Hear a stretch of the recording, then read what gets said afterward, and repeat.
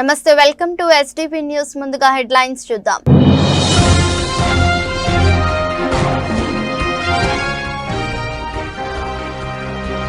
ఎన్టీఆర్ జిల్లాలోని ముప్పాళ్లలో పర్యటించిన సీఎం చంద్రబాబు.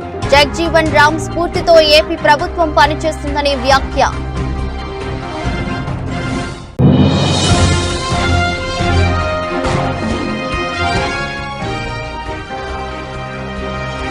మోదీ పాలనకు ఇదే నిదర్శనం. వక్ఫ్ బిల్లుపై పురంధేశ్వరి కీలక వ్యాఖ్యలు.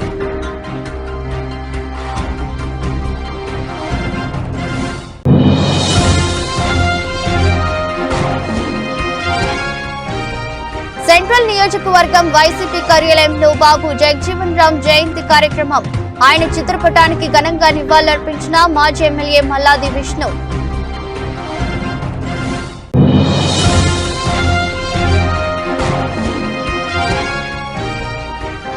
రాష్ట్ర వ్యాప్తంగా 80,000 సంఘాలకు 8,000 కోట్ల రుణాలు అందించాలన్న ఆలోచనతో ఉన్నాం, ప్రకటించిన పురపాలక శాఖ మంత్రి పొంగూరు నారాయణ.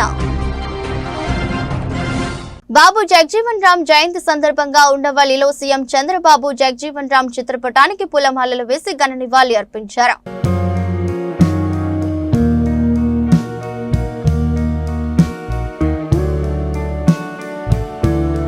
స్వాతంత్ర సమర యోధుడు, ఉప ప్రధాని బాబు జగ్జీవన్ రామ్ స్ఫూర్తితో ఏపీ ప్రభుత్వం పనిచేస్తుందని ముఖ్యమంత్రి నారా చంద్రబాబు నాయుడు తెలిపారు. ఇవాళ ఎన్టీఆర్ జిల్లాలోని ముప్పాళ్లలో సీఎం చంద్రబాబు పర్యటించారు. ముప్పాళ్లలో పలు అభివృద్ధి కార్యక్రమాల్లో ముఖ్యమంత్రి పాల్గొన్నారు. ఈ సందర్భంగా ప్రజా సమస్యలను అడిగి తెలుసుకున్నారు. P4లో మార్గదర్శి బంగారు కుటుంబం కింద ఎంపికైన వారిని సత్కరించి ప్రశంసా పత్రాలు అందజేశారు. ప్రజా వేదికలో సీఎం చంద్రబాబు ప్రసంగించారు. ఏపీ అభివృద్ధి కోసం నిరంతరం కృషి చేస్తున్నామని తెలిపారు. అందరి ఆలోచన విధానంలో మార్పు రావాలని సూచించారు. సమాజంలో అందరికీ అవకాశాలు కల్పించాలని అన్నారు. మానవ జీవన ప్రమాణాలు మెరుగుపరచాలని చెప్పారు. P4లో భాగంగా మార్గదర్శి బంగారు కుటుంబం కింద ఏపీలో 20 లక్షల కుటుంబాలను ఎంపిక చేశామని ప్రకటించారు.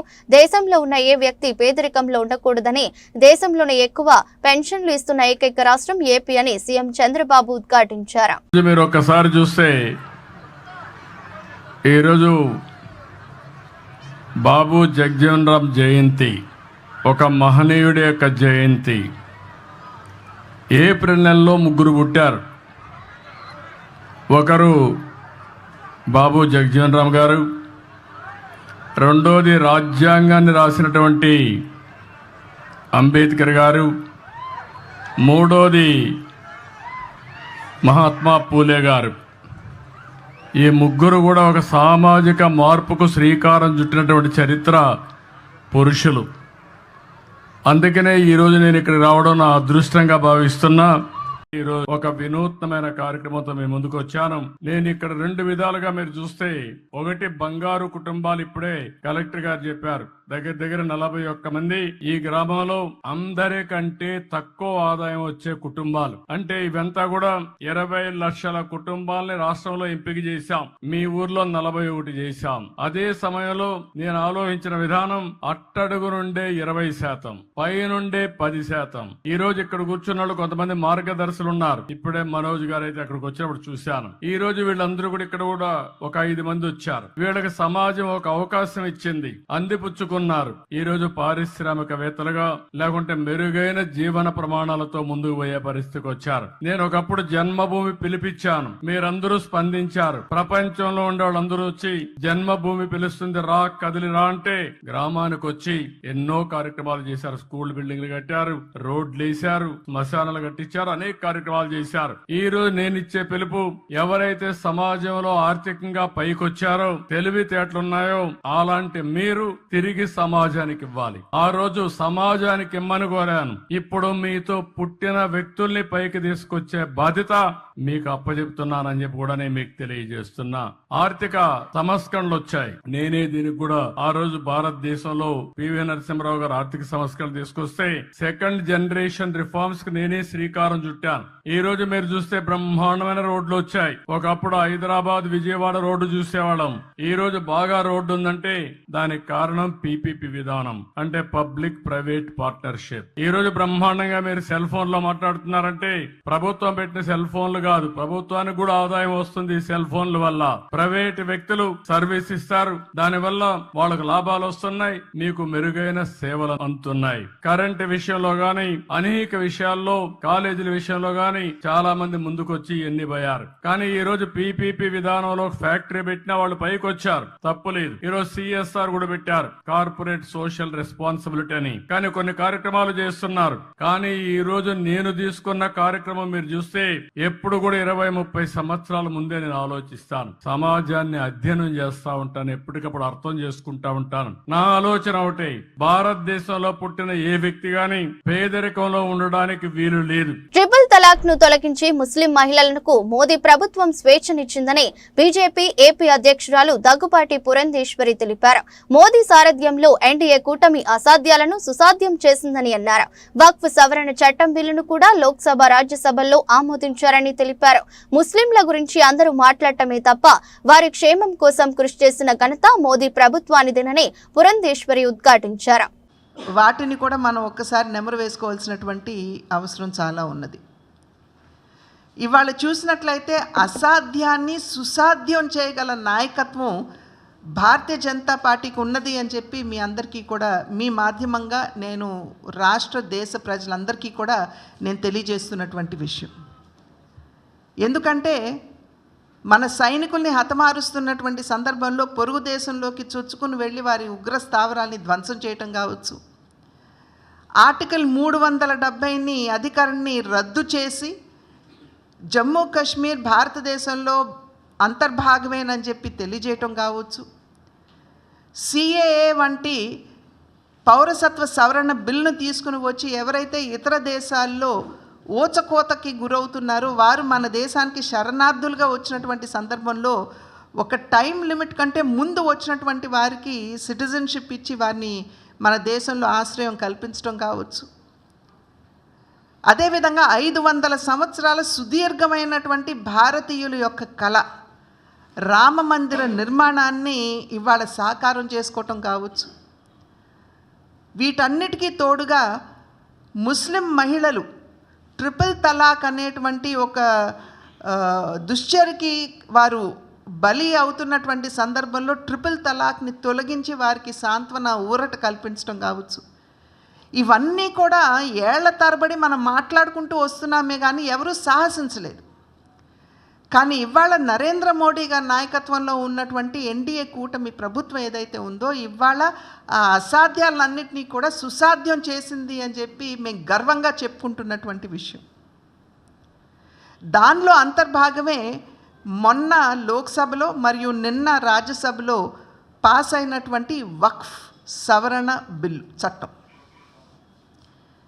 దీన్ని కూడా ఎవరు సాహసించలేదు. ఎందుకంటే ఇప్పటి వరకు కూడా అందరూ ఓట్ బ్యాంక్ పాలిటిక్స్కి లోబడి కార్యక్రమాలు చేస్తూనే వచ్చారే కానీ నిజంగా సమాజంలో ఏ మార్పులు తీసుకొని వస్తే ఆ వర్గం వారికి లాభం చేకూరుతుంది అనేటువంటి విషయం మీద తక్కువగా రాజకీయ పార్టీలు దృష్టి కేంద్రీకరించడం జరిగింది.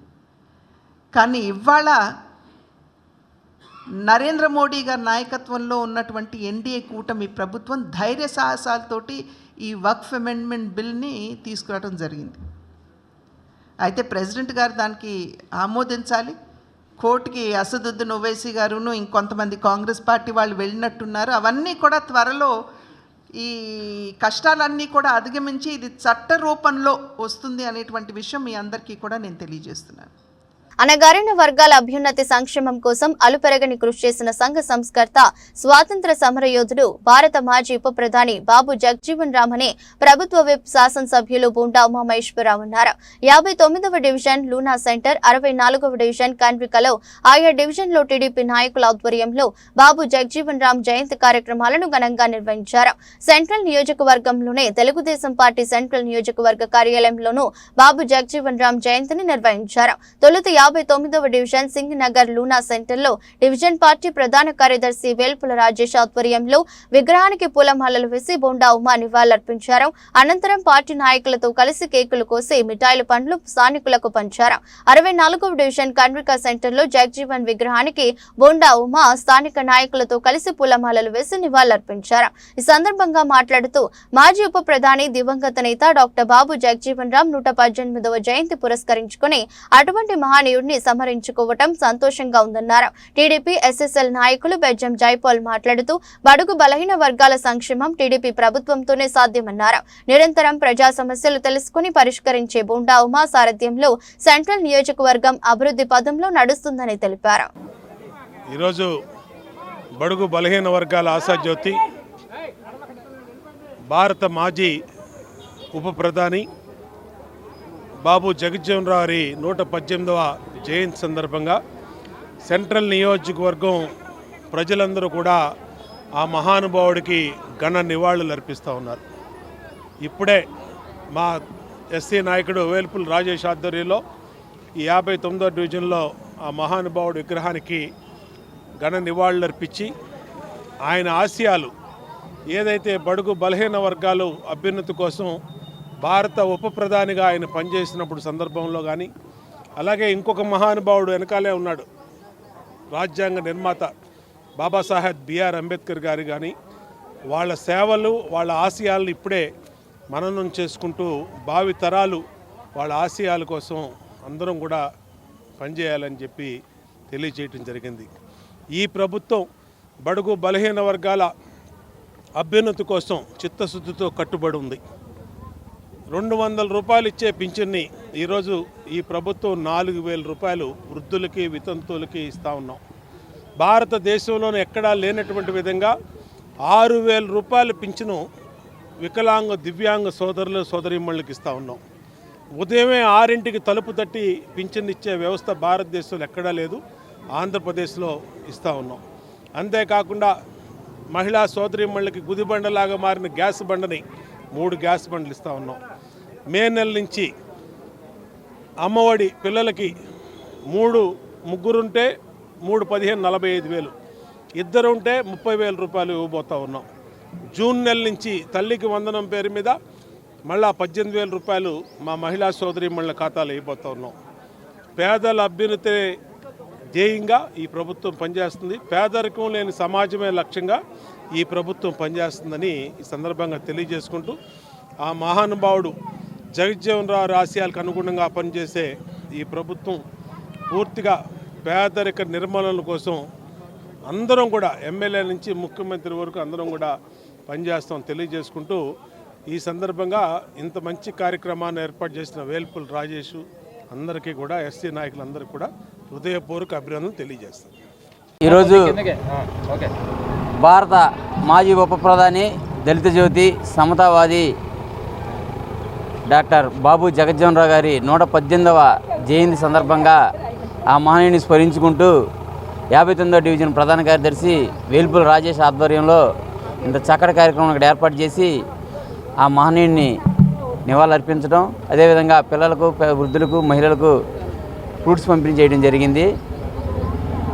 అణగారిన వర్గాల నుంచి ఉప ప్రధాని స్థాయికి ఎదిగిన బాబు జగజ్జీవన్ రావు గారిని స్ఫూర్తిగా తీసుకుంటూ, అదేవిధంగా అన్ని రంగాల్లో అవకాశాలు కల్పించిన డాక్టర్ బాబాసాహెబ్ అంబేద్కర్ గారిని కూడా నిత్యం స్మరించుకుంటూ, ఆ మహనీయుల అడుగుజాడలో నడుస్తూ భారతదేశం మొత్తం సమానత్వం అనేది దాన్ని దృష్టిలో తీసుకెళ్లే ఉద్దేశంలో అందరూ కూడా చాలా ఇదిగా వారి మహనీయుల్ని స్మరించుకుంటూ వారి యొక్క ఆలోచనల్ని ఆచరణలో పెట్టే విధంగా ముందుకెళ్తూ ఆ మహనీయుని స్మరించుకోవడం మాకంతా సంతోషంగా ఉంది. అదేవిధంగా రేపు రానున్న ఏప్రిల్ 14 డాక్టర్ బాబాసాహెబ్ అంబేద్కర్ గారి జయంతి రోజున కూడా ఇంతే ఇదిగా చేసుకుంటూ దేశంలో ఉన్న దళిత బహుజనులందరూ కూడా ఏకతాటి మీద నడుస్తూ ఒకే విధమైన సమానత్వాన్ని మేమందరం కూడా చూపించుకుంటూ మా యొక్క జీవన విధానాన్ని కొనసాగిస్తూ ఆ మహనీయులను మళ్ళీ ఒకసారి మేము స్మరించుకుంటూ వారికి ప్రత్యేకమైన జై భీమ్ తెలియజేస్తున్నాం. జై భీమ్. రాష్ట్ర వ్యాప్తంగా 80,000 సంఘాలకు 8,000 కోట్ల రుణాలు అందించాలన్న ఆలోచనతో ఉన్నామని పురపాలక శాఖ మంత్రి పొంగూరు నారాయణ పేర్కొన్నారు. 26 జిల్లాల్లో మహిళా పారిశ్రామికవేత్తలపై స్పెషల్ మీటింగులు నిర్వహించేందుకు ప్రణాళిక రూపొందిస్తున్నామని చెప్పారు. 2029 నాటికి సాధ్యమైనంత మేరకు మహిళా పారిశ్రామికవేత్తలను తయారు చేయాలని మెప్మా లక్ష్యంగా పెట్టుకున్నట్లు మంత్రి పేర్కొన్నారు. మహిళా పారిశ్రామికవేత్తల అభివృద్ధిని లక్ష్యంగా మెప్మా ఆధ్వర్యంలో విజయవాడ అమరావతి కన్వెన్షన్ లో ఒకరోజు వర్క్ షాప్ నిర్వహించారు. కార్యక్రమంలో రాష్ట్ర కార్మిక శాఖ మంత్రి పొంగూరు నారాయణ, మెప్మా డైరెక్టర్ తేజ్ భరత్, కార్మిక శాఖ కమిషనర్ శేషగిరి బాబు పాల్గొన్నారు. వర్క్ షాప్ సందర్భంగా మహిళా కాసం పేరిట మెప్మా వెబ్సైట్, మొబైల్ యాప్లను మంత్రి నారాయణ ప్రారంభించారు. ఈ ఆర్థిక సంవత్సరం లక్ష్యంగా 30,000 మహిళా పారిశ్రామికవేత్తలను తయారు చేయాలని మెప్మా ప్రణాళిక రూపొందించింది. ఇప్పటికే ఉన్న 10,000 జీవనోపాధి యూనిట్లతో పాటు కొత్తగా మరో 20,000 యూనిట్లను ఏర్పాటు చేసేందుకు సన్నాహాలు జరుగుతున్నట్లు వెల్లడించింది. మెప్మా 9 రకాల జీవనోపాధి యూనిట్ల రూపకల్పనను చేపట్టింది. ఏ ప్రభుత్వ పథకం అమలు కావాలన్నా సంబంధిత డేటా సక్రమంగా ఉండాలని మంత్రి నారాయణ తెలిపారు. ఈ రోజు 5 వెబ్సైట్లు ప్రారంభించామని ఆయన చెప్పారు. హిస్టారిక్ మైల్ స్టోన్ అని చెప్పొచ్చు మనం. ఎందుకంటే మన రాష్ట్రంలో ముఖ్యమంత్రి గారు రిలీజ్ చేసిన స్వర్ణ ఆంధ్ర 2047 విషన్ డాక్యుమెంట్ ద్వారా దానిలో మొత్తం 10 సూత్రాలు ఉన్నాయి. కానీ దానిలో ముఖ్యమైన 2 అంశాలు. ఒకటి జీరో పోవర్టీ అనేది. మన రాష్ట్రంలో పేదరికం అనేది ఉండకూడదు, పేదరికం అనేది పూర్తిగా నిర్మూలన చేయాల్సిన అవసరం ఉంది. అది చేయడానికి వన్ ఆఫ్ ది స్ట్రాటజీ ఏంటంటే 1 ఫ్యామిలీ 1 ఎంటర్ప్రినర్. అంటే ప్రతి కుటుంబంలో కూడా ఒక పారిశ్రామికవేత్త, ఒక ఎంటర్ప్రినర్ అనేది ఉండాలనేది. ఆ ఒక విషన్ ఆధారంగానే ఈరోజు మెప్మా కొన్ని కార్యక్రమాలు రూపొందించడం జరిగింది. సో ఈరోజు బాబు జగజ్జీవన్ రామ్ గారి బర్త్డే అయిన ఏప్రిల్ 5వ తేదీ మనం ఇది ఈరోజు లాంచ్ చేసుకోవడం చాలా సంతోషం, మనకందరికి కూడా గర్వకారణం. ఈ అంశాల గురించి గౌరవ మంత్రి గారు కూడా మీతో మాట్లాడడం జరుగుతుంది. కొన్ని అంశాలు మాత్రం నేను హైలైట్ చేస్తాను. మీకు తెలుసు, ఈ మన ఆంధ్ర రాష్ట్రంలో ఉన్న నగర ప్రాంతంలో ఉన్న, అంటే అర్బన్ ఏరియాస్లో ఉన్న మహిళా సుశక్తి సంఘాలకి మెప్మా కింద చేయడం జరుగుతుంది. గవర్నమెంట్ ఆఫ్ ఇండియాలో కూడా నేషనల్ అర్బన్ లైవ్లీహుడ్ మిషన్ అనే కార్యక్రమం ద్వారా చేస్తున్నాము. మన రాష్ట్రంలో జరుగుతున్న ఈ కార్యక్రమాలు దేశీయ స్థాయిలోనే మంచి కార్యక్రమాలుగా గుర్తించడం జరిగింది. అంటే టాప్లో మన దేశంలోనే ఒక టాప్ 3 స్టేట్స్లో మన రాష్ట్రం కూడా ఉంది. చాలా మంచిగా మీరందరూ కూడా చాలా మంచిగా పనిచేస్తున్నారు కాబట్టి మనం ఈ యొక్క స్థాయికి చేరగలిగాం. కానీ మంచిగా పని చేశారు, కానీ ఇంకా దీనికంటే ఎక్కువ కష్టపడి పని చేయాల్సిన అవసరం ఉంది అని నేను మీకు అందరికీ కూడా గుర్తిస్తున్నాను. ఎందుకంటే ఇప్పుడు మన లక్ష్యాలు ఇంకా పెరిగినాయి. ముఖ్యమంత్రి గారు గౌరవ అనురాధ మేడంని వేదిక మీద రావాల్సిన రిక్వెస్ట్ చేస్తున్నాము. మన నెల్లూరు కార్పొరేషన్ మాజీ మేయర్ అనురాధ మేడం గారిని మీ అందరి కర్తాల ద్వారాల మధ్య మన వేదిక మీదకి రావాల్సిన రిక్వెస్ట్ చేస్తున్నాము. సభకు నమస్కారాలు. సభా వేదిక నుంచిన principal secretary MAUD Sri Suresh గారికి, labour department commissioner Sri Seshagiri Babu గారికి, మెప్మా MD శ్రీ తేజ్ భరత్ గారికి, CSC హెడ్ శ్రీ రవికుమార్ గారికి, తర్వాత ప్రాజెక్ట్ డైరెక్టర్స్కి, టెక్నికల్ ఎక్స్పర్ట్స్కి, city mission managers, administrative officers, accounts officers, మిగతా మెప్మా మహిళలందరికీ, మీడియా పర్సన్స్కి నమస్కారాలు. చాలా సంతోషంగా ఉంది ఈరోజు మీ అందరితో ఈరోజు ఇక్కడ కలవటం. ఇది మీతో మాట్లాడటం 3వసారి. ఈ యొక్క లేబర్ డిపార్ట్మెంటు, మెప్మా ఈ రెండిటి యొక్క అనుసంధానం ఎలా ఏం చేయాలనే దాని గురించి శేషగిరి బాబు చాలా క్లియర్గా చెప్పారు. అదే మెప్మా MD గారు మెప్మా MDలో ఏం చేస్తున్నారో వాటి గురించి చెప్పారు. అదేవిధంగా సురేష్ గారు అయితే చాలా డీటెయిల్డ్గా చాలా క్లారిటీగా చెప్పడం జరిగింది. నేనైతే ఇవాళ భరత్ MD గారిని ఎగ్జామ్షన్ అడిగాను. కొద్దిగా కోల్డ్గా ఉంది, నేను వచ్చి అక్కడ అందరికి అంటించడం ఇష్టం లేదు, అందువల్ల వదిలేయమంటే లేదు జస్ట్ ల్యాంప్ వెలిగించేసి వెళ్ళిపోతూ అన్నారు. నేను వచ్చిన తర్వాత పోను, వచ్చిన తర్వాత అందరితో కలుస్తుంటాం కరెక్ట్ అని. ఈరోజు 5 వెబ్సైట్ ఓపెన్ చేసాం. మేము నిజంగా భరత్ గారిని, ఎండి గారిని, ప్రిన్సిపల్ సెక్రటరీ నేను చాలా అప్రిషియేట్ చేస్తున్నాను. నేను 2014-19లో కానీ ఇప్పుడు కానీ నేను మంత్రి అయిన తర్వాత ఫస్ట్ నా యొక్క డిపార్ట్మెంట్లో ఉండే టౌన్ ప్లానింగ్ కావచ్చు, ఎంఏడిలో ఉండే అనేక వింగ్స్ కావచ్చు. సెంట్రల్ నియోజకవర్గంను ఆదర్శ నియోజకవర్గంగా సమస్యలు లేని డివిజన్లుగా తీర్చిదిద్దుతానని ప్రభుత్వ విప్ శాసనసభ్యుడు బోండా మహేశ్వరరావు అన్నారు. నియోజకవర్గ ప్రజలు ఎటువంటి సమస్య అయినా వాట్సాప్ ద్వారా గానీ సెంట్రల్ నియోజకవర్గ ఎమ్మెల్యే కార్యాలయానికి గానీ వచ్చి వారి సమస్యలు తెలియజేయవచ్చని, ఆయా సమస్యల పరిష్కారానికి సత్వర చర్యలు తానే స్వయంగా తీసుకుంటానని చెప్పారు. నియోజకవర్గంలోని 62వ డివిజన్ ఎల్బీఎస్ నగర్ లో శనివారం వంగవీటి మోహన రంగ కళ్యాణ మండపం నందు 3 అడుగుల ప్రహారీ గోడ 11 లక్షల రూపాయల వ్యయంతో ప్రభుత్వ విప్ సెంట్రల్ నియోజకవర్గ శాసనసభ్యులు బోండా ఉమామహేశ్వరరావు శంకుస్థాపన చేసి పనులు ప్రారంభించారు. తెలుగుదేశం ప్రభుత్వం ఏర్పడిన తర్వాత విజయవాడ మున్సిపల్ కార్పొరేషన్ పరిధిలో చేపట్టాల్సిన పలు అభివృద్ధి కార్యక్రమాలు పెండింగ్ పనులు శంకుస్థాపనలు చేసి పనులు ప్రారంభించడం జరుగుతుందని చెప్పారు. డివిజన్ ఇన్ఛార్జి పైడి సీను, ఎక్స్ కార్పొరేటర్ పైడి తులసి మాట్లాడుతూ గత ప్రభుత్వ నియోజకవర్గంలో అభివృద్ధి పనులను విస్మరించిందన్నారు.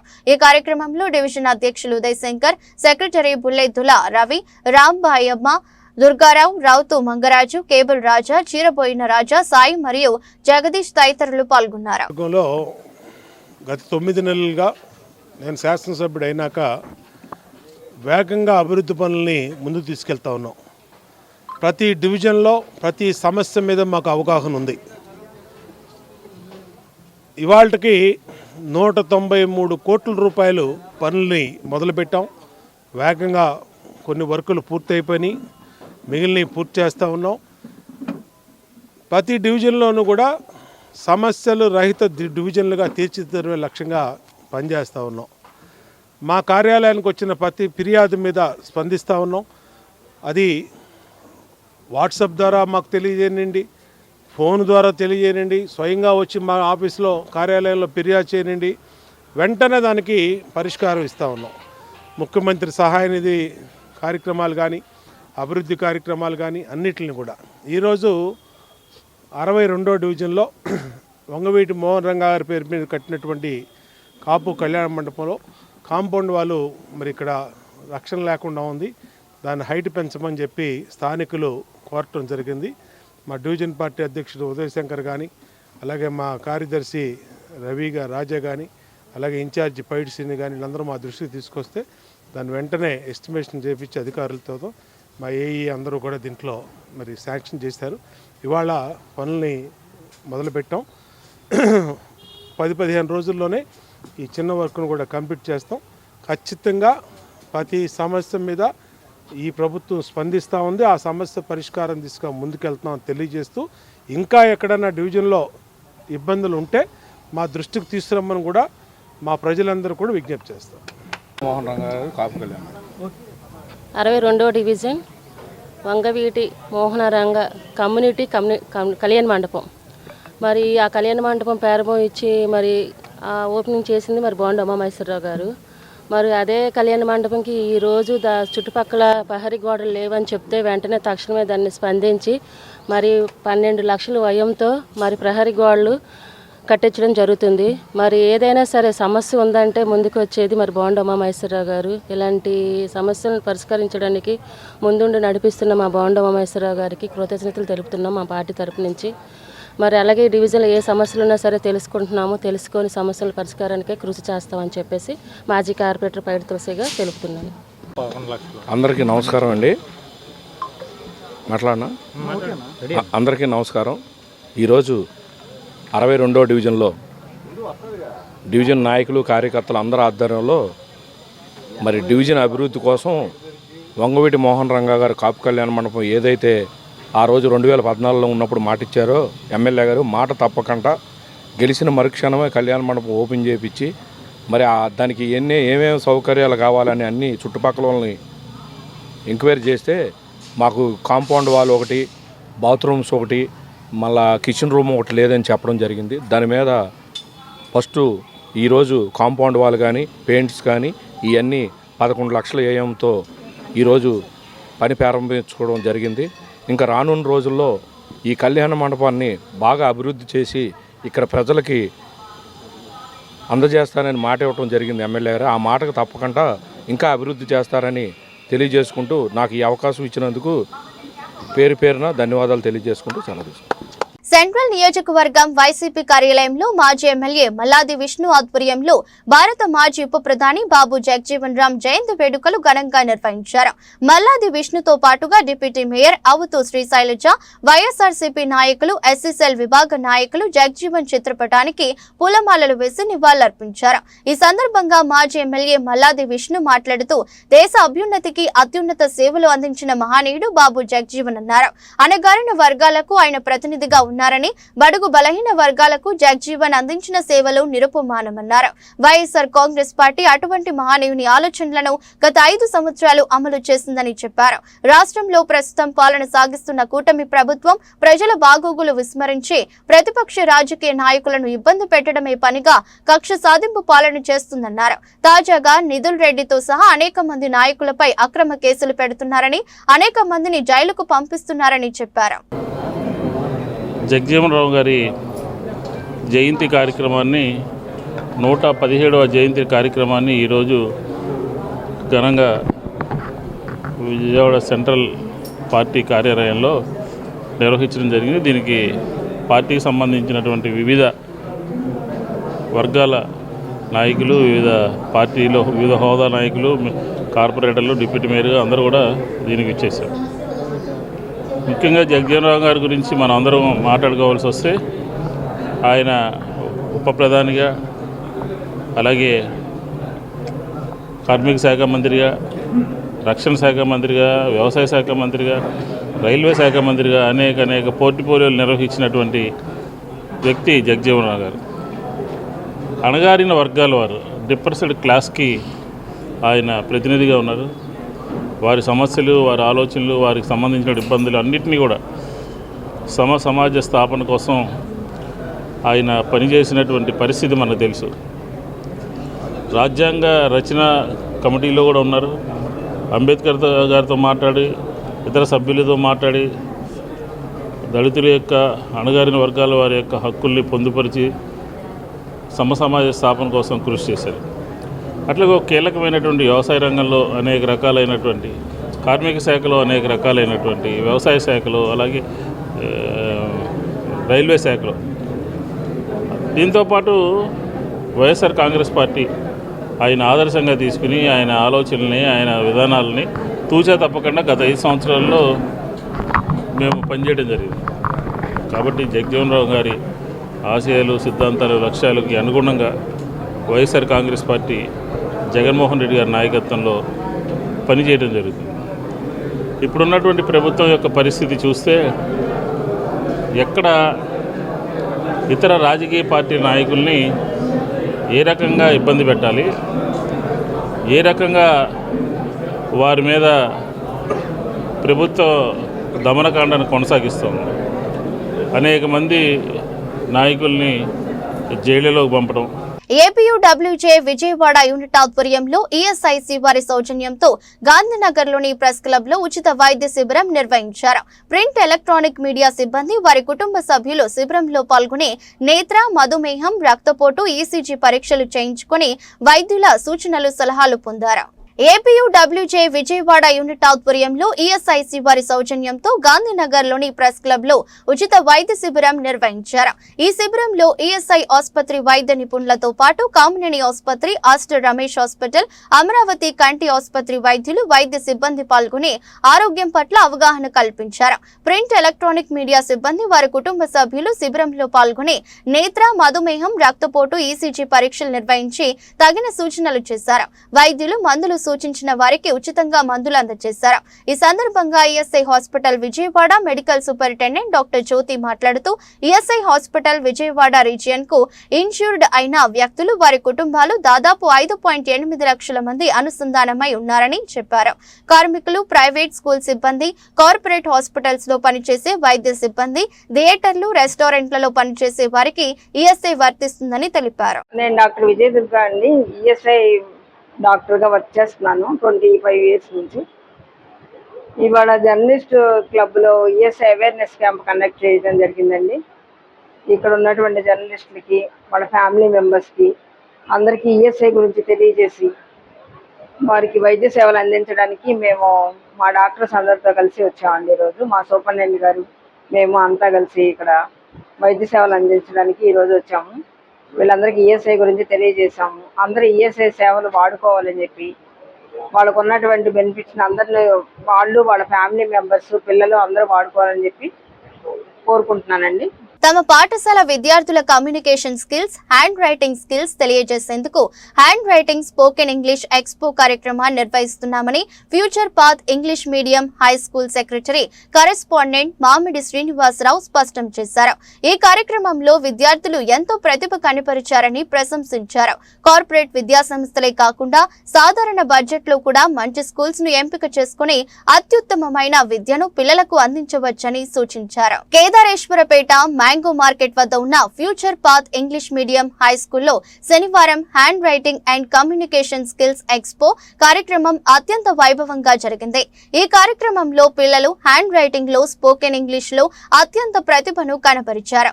ఈ సందర్భంగా school secretary and correspondent Mamidi Srinivasarao మాట్లాడుతూ తమ పాఠశాల విద్యార్థుల ప్రతిభను తెలియజేసేందుకే ఈ ఎక్స్పో కార్యక్రమాన్ని నిర్వహించామన్నారు. హ్యాండ్ రైటింగ్ స్కిల్స్ విభాగంలో 1వ తరగతి నుండి 9వ తరగతి వరకు విద్యార్థుల హ్యాండ్ రైటింగ్ శాంపిల్స్ ను ప్రదర్శన చేశామన్నారు. అదే విధంగా వివిధ రంగాలలో ప్రతిభావంతులైన వారి సంతకాలను కూడా సేకరించి ప్రదర్శనలో ఉంచామన్నారు. క్రీస్తు పూర్వం నుండి నేటి వరకు భాష అభివృద్ధి చెందిన విధానాన్ని ప్రదర్శించామన్నారు. కమ్యూనికేషన్ స్కిల్స్ లో భాగంగా స్పోకెన్ ఇంగ్లీష్ లో విద్యార్థుల ప్రదర్శనను ఏర్పాటు చేశామన్నారు. ఇటువంటి కార్యక్రమాల ద్వారా విద్యార్థులలోని నైపుణ్యతను వెలికి తీయవచ్చన్నారు. తల్లిదండ్రులు తమ పిల్లలను మంచి పాఠశాలల్లో చేర్పించి అత్యుత్తమమైనటువంటి విద్యను అందించాలన్నారు. కార్పొరేట్ పాఠశాలలే కాకుండా సాధారణమైన బడ్జెట్ లో కూడా మంచి విద్య అందించే పాఠశాలలు ఉన్నాయన్నారు.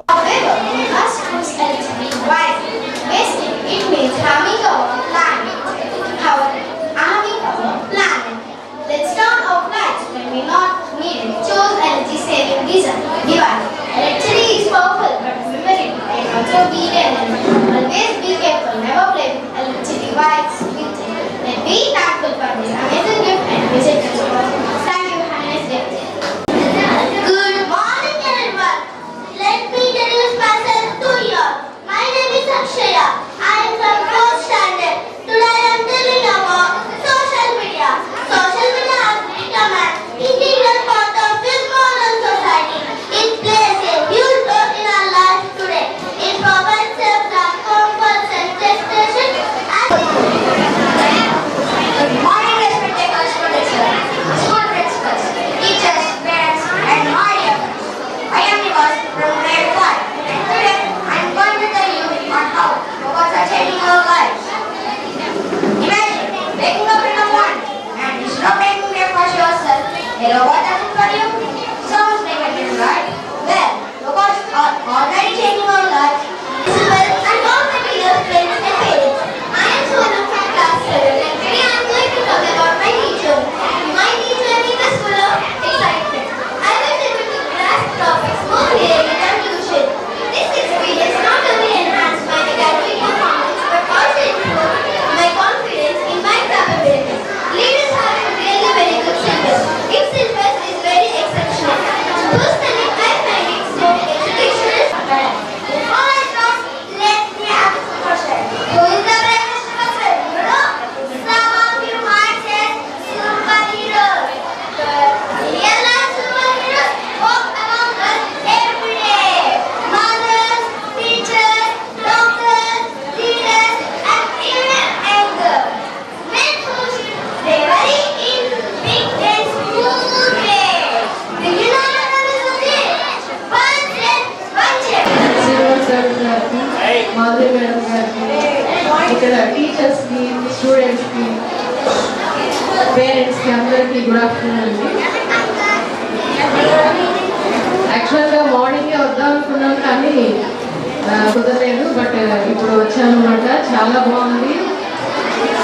స్టూడెంట్స్ ప్రెజెంటేషన్ అంతా హ్యాండ్ రైటింగ్ ప్రెజెంటేషన్ కానీ 3 లాంగ్వేజెస్లో కూడా చాలా అద్భుతంగా ఉంది. ప్రతి ఒక్క స్టూడెంట్కి చూసాము. అట్లాగే స్పోకెన్ ఇంగ్లీష్ స్కిల్స్ కూడా చాలా బాగున్నాయి. ఇక్కడ అందరికీ మేము వెళ్ళాక లేకపోయినా ఇప్పుడు మేము వచ్చి కూర్చున్న తర్వాత 4-5 మెంబర్స్ పార్టిసిపేట్ చేశారు. స్పోకెన్ ఇంగ్లీష్ చాలా బాగుంది, లాంగ్వేజ్ అంతా బాగుంది. చాలా థ్యాంక్ యూ అండి నాకు ఈ అవకాశం ఇచ్చినందుకు. అది రాయటం కాకుండా థీమ్ ప్రకారం ఒక్కొక్కళ్ళకి ఒక్కొక్క థీమ్ ఇచ్చి ఆ థీమ్ ప్రకారం రాయించి పెట్టడం జరిగింది.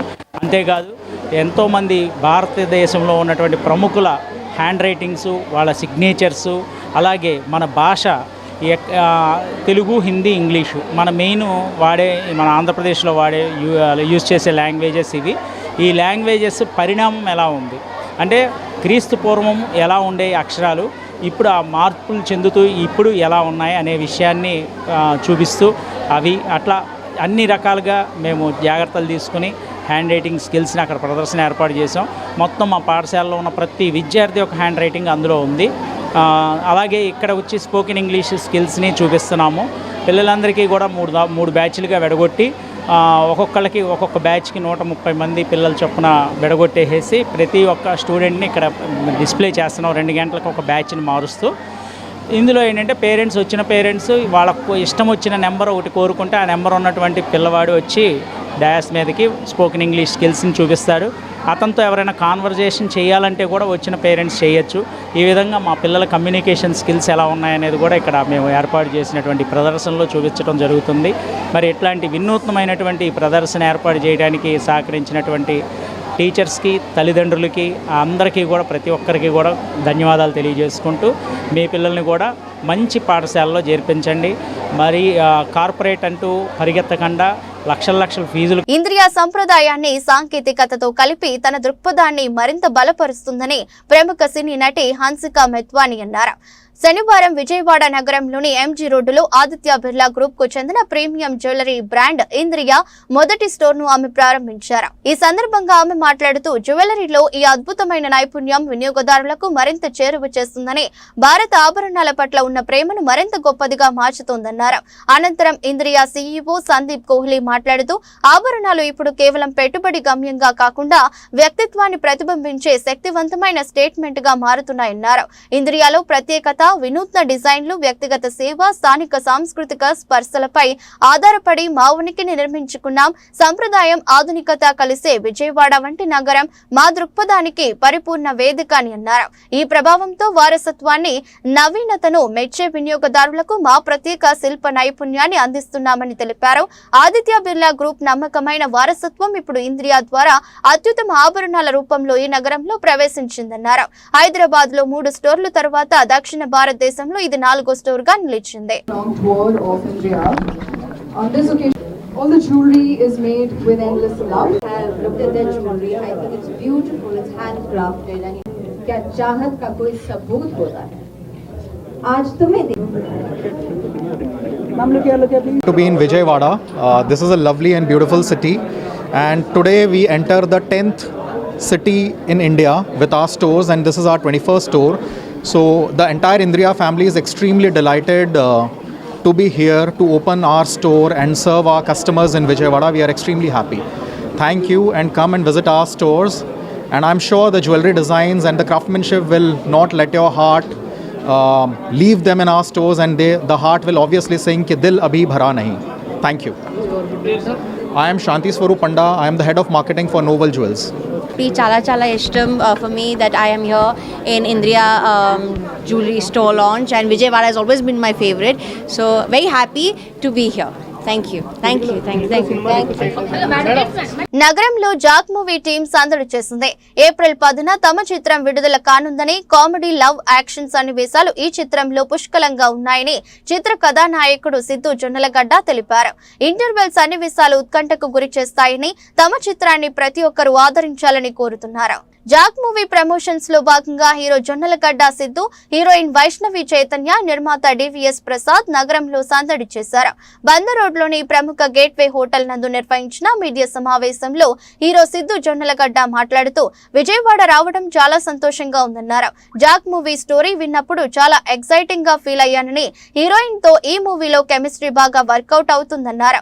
కామెడీ, లవ్, యాక్షన్ సన్నివేశాలు ప్రేక్షకులను అలరిస్తాయని, ఇంటర్వెల్ సన్నివేశాలు ఉత్కంఠకు గురి చేస్తాయన్నారు. హీరోయిన్ వైష్ణవి చైతన్య వేసే పంచులు ఈ మూవీలో ప్రేక్షకులను కడుపుబ్బా నవ్విస్తాయని చెప్పారు. అనంతరం హీరోయిన్ వైష్ణవి చైతన్య మాట్లాడుతూ హీరో సిద్ధు జొన్నలగడ్డతో కలిసి నటించిన చాలా సంతోషంగా ఉందన్నారు. అనంతరం నిర్మాత BVSN ప్రసాద్ మాట్లాడుతూ ఈ చిత్రం ఖచ్చితంగా 1000 కోట్లు కలెక్షన్స్ అందుకోబోతుందన్నారు. బొమ్మరిలు భాస్కర్ ఈ చిత్రాన్ని ఎంతో అద్భుతంగా నిర్మించారని, ఆయన చెప్పిన కథ నచ్చిన వెంటనే చిత్రం తీయడానికి ముందుకు వచ్చానని అన్నారు. సిద్ధు డిఫరెంట్ కోణంలో ప్రేక్షకులను కనిపిస్తారన్నారు. హలో, సిద్ధు గారు జాక్ స్టోరీ విన్నప్పుడు మీకు ఏమనిపించింది? అంటే స్టోరీ విన్నప్పుడు సో ఈ స్టోరీ మీకు సూట్ అయ్యింది అనిపించిందా? సో స్టోరీలో మీ క్యారెక్టర్ని మీరు ఎలా చూసుకున్నారు? డెఫినెట్లీ స్టోరీ విన్నప్పుడైతే చాలా ఎక్సైటింగ్ క్యారెక్టర్ అనిపించిందండి నాకు. భాస్కర్ గారు ఫస్ట్ టైం ఆయన ఇంతకుముందు బొమ్మరిల్లు, పరుగు, ఆరెంజ్ లాంటి లవ్ స్టోరీస్ కానీ ఫ్యామిలీ డ్రామాస్ కానీ చేశారు. ఫస్ట్ టైం ఆయన ఒక యాక్షన్ ఫిల్మ్ డైరెక్ట్ చేస్తున్నారు. సో ఆయన విజన్ చాలా ఇంట్రెస్టింగ్గా అనిపించింది. ఒక క్యారెక్టర్ని డిజైన్ చేసి ఆ క్యారెక్టర్ని ఒక చాలా పెద్ద కథలో తీసుకొచ్చి పెట్టారు ఆయన. సో డెఫినెట్లీ ఎక్సైట్మెంట్ అయితే చాలా వచ్చిందండి. మీరు అన్న వర్డ్ చాలా కరెక్ట్, ఎక్సైటింగ్గా అనిపించింది నాకు. నాకు తెలిసి ఏ ఫీలింగ్ అయినా ఒక మనిషిలో క్రియేట్ చేయగలుగుతాం, బట్ ఎక్సైట్మెంట్ అనేది మనం క్రియేట్ చేయలేము, తన లోపల నుంచి రావాలి.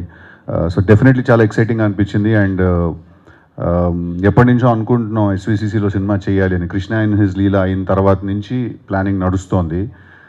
One of the most senior producers, చాలా పెద్ద పెద్ద సినిమాలు చేశారు. సో ఐమ్ వెరీ లక్కీ ఇంత పెద్ద బ్యానర్లో నేను ఫిల్మ్ చేయడం. డెఫినెట్లీ నాకు అన్నీ కరెక్ట్గా అనిపించాయి, director, story, combination, producer, actress అనేది. So I felt that it's a very very exciting project అండి. అంటే సిద్ధు గారు మీకంటూ ఒక బాడీ లాంగ్వేజ్, మీకంటూ ఒక డిఫరెంట్ స్టైల్ అనేది మీరు క్రియేట్ చేసుకున్నారు. సో ఈ మూవీలో, జాక్ మూవీలో మీ స్టైల్ ఎలా ఉండబోతుంది? అదే స్క్వేర్తో ఒక మీరు యూత్ టార్గెట్గా సినిమాలు తీశారు ఎంటర్టైన్మెంట్ వేలో. ఈ సినిమాలో మీరు యాక్షన్ కూడా టచ్ చేశారు, మాస్ని. అంటే ఏంటి ఈ సినిమా ద్వారా కొంత మాస్కి ఇంకా దగ్గర అవుదామని ఆలోచన? అంటే దాంట్లో ఏ డౌటు లేదండి. ఏ యాక్టర్ ఇప్పుడు ఏ సినిమా చేసినా కూడా 100% మాస్కి దగ్గర అవడానికే చేస్తాం మనం, దాంట్లో ఏ డౌట్ లేదు. కాకపోతే అలా అని చెప్పి ఎక్కడ కూడా పెట్టాలి కాబట్టి ఒక ఫైట్ పెట్టాం, లేకపోతే మాస్కి దగ్గర అవ్వాలి కాబట్టి యాక్షన్ చేసామని ఏం లేదండి.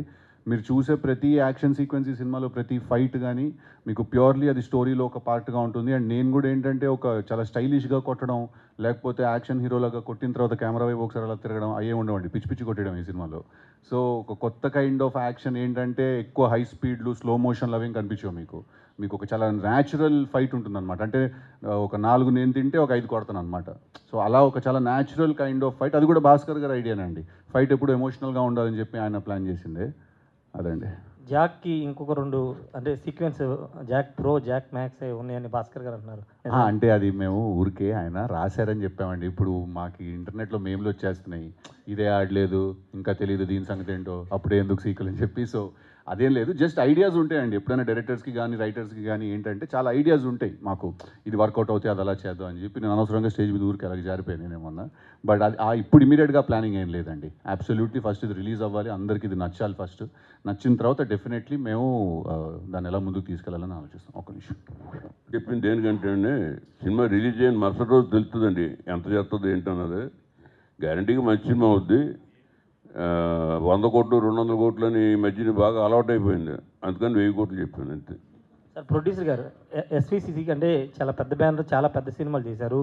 NTR గారితో చాలా పెద్ద సినిమాలు చేశారు.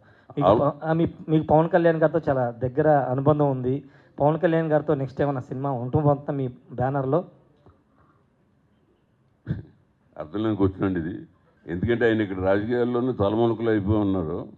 ఏం చేస్తారో ఏం చేయరు ఇంకా ఆయన డిసైడ్ అవ్వలేదు. ఇంకా నాకు ఆయనకు ఉంటుందా లేదన్నదే మనకు తెలియదు. అది పోతే నేను అందరి హీరోలతో చేశానండి ఆల్మోస్ట్, ఎవరో ఒకళ్ళిద్దరు తప్పితే.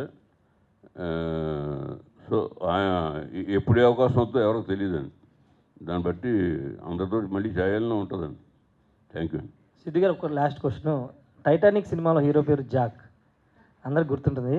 అంటే ఆ జాక్ ఏమన్నా కనబడతాడా దీంట్లో? లవర్ అంటే అంత ప్రేమను పండించే జాక్. ఆ యాంగిల్ కూడా ఉంటుందండి. సినిమాలో ఒక సాలిడ్ లవ్ స్టోరీ ఉంది. మీకు ఫస్ట్ హాఫ్ అంతా లవ్ స్టోరీ ఒక వేరేలాగా ఉంటుంది, సెకండ్ హాఫ్ అంతా కూడా లవ్ స్టోరీ వేరేలాగా ఉంటుంది. కాస్త లవ్ యాంగిల్ ఉందండి. సాలిడ్గా ఉండడం ఏంటి, లవ్ స్టోరీ ఇస్ చాలా very big part of the film అండి అది. సో డెఫినెట్గా కనిపిస్తుంది. అయిపోయిన తర్వాత మళ్ళీ వెనక్కి తిరిగి అవి చేయాలంటే కొంచెం ఎక్కడో ఆగుతారు, స్ట్రక్ అయిపోతారు. సో అలాంటి మళ్ళీ యూట్యూబ్లో కానీ లేదంటే వెబ్ సిరీస్లు కానీ వస్తే అటు సైడ్ వెళ్ళే ఆలోచన ఏమైనా ఉందా? మంచి స్టోరీ కానీ వస్తే? నేను వెళ్ళకూడదు వెళ్ళాలి అనేది ఏమి ఇంకా నేను ఫిక్స్ అవ్వలేదు. But as an actor end of the day movies అనేదే గోల్ కదా. సో మోస్ట్లీ నా ప్రయత్నాలు సినిమా కోసమే ఉంటాయి. వార్తలు ముగించే ముందు మరోసారి హెడ్లైన్స్.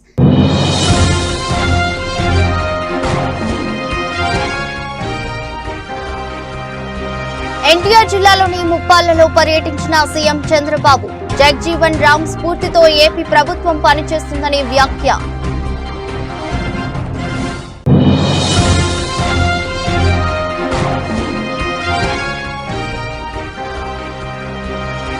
మోదీ పాలనకు ఇదే నిదర్శనం. వక్ఫ్ బిల్లుపై పురంధేశ్వరి కీలక వ్యాఖ్యలు.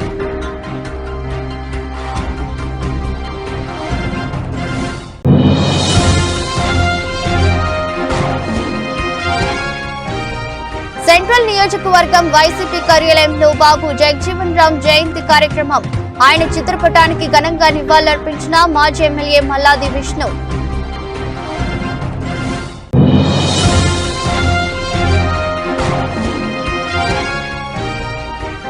రాష్ట్ర వ్యాప్తంగా 80,000 సంఘాలకు 8,000 కోట్ల రుణాలు అందించాలన్న ఆలోచనతో ఉన్నాం, ప్రకటించిన పురపాలక శాఖ మంత్రి పొంగూరు నారాయణ. ఇది రోజు బులెటిన్. మరో బులెటిన్లో మళ్ళీ కలుద్దాం. అంతవరకు సెలవు. నమస్కారం.